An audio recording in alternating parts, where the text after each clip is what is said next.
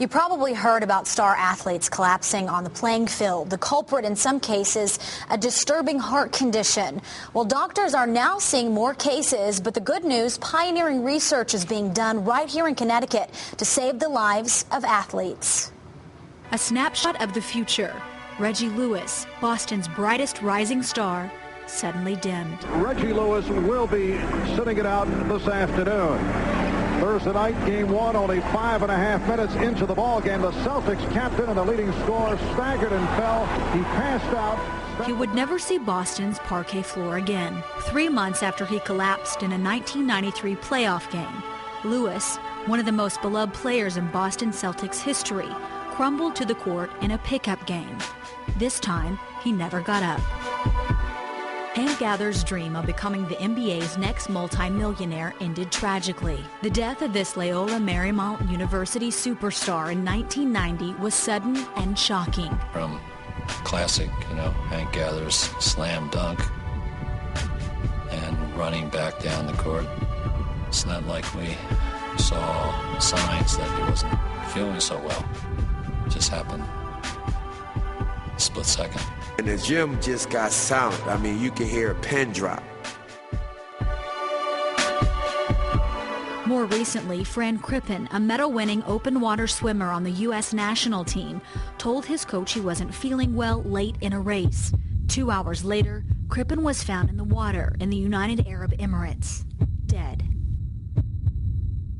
There are some people that are born with a genetic problem in which the heart muscle grows too thick. And if the heart muscle grows too thick, the blood can't get all the way from the arteries, which are on the outside, to the inner part of the heart. And so they get problems when they exercise, and they can also drop dead. Dr. Paul Thompson, a cardiologist at Hartford Hospital, is seeing more athletes than ever before due to increased awareness and publicity. One of the things that causes sudden death in young athletes is that the heart thickens, so that the wall, rather than being this thick, is like that thick. It's remarkably thicker. And since the arteries that supply the heart are on the outside, so the blood has to get all the way through the muscle to get to the inside, if the heart gets very thick, the blood can't get through, the heart doesn't get enough blood, and they can have a sudden cardiac death.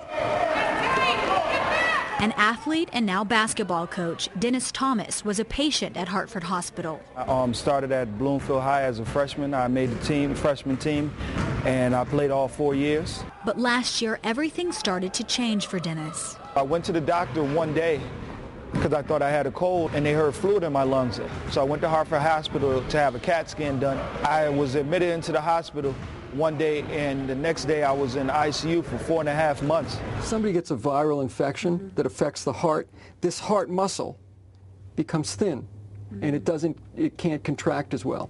And the heart tends to dilate, it tends to enlarge. On December 14th, 2009, Dennis finally got the call he'd been waiting for.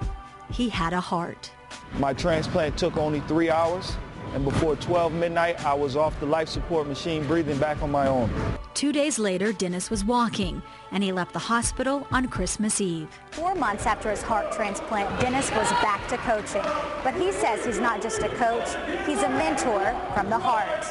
Pay a lot of attention to symptoms. Many of the victims of exercise sudden deaths that we study, and we continue to study this, had symptoms. They had passed out during exertion. They had chest pain. They were short of breath. So pay attention to your body is probably the best recommendation.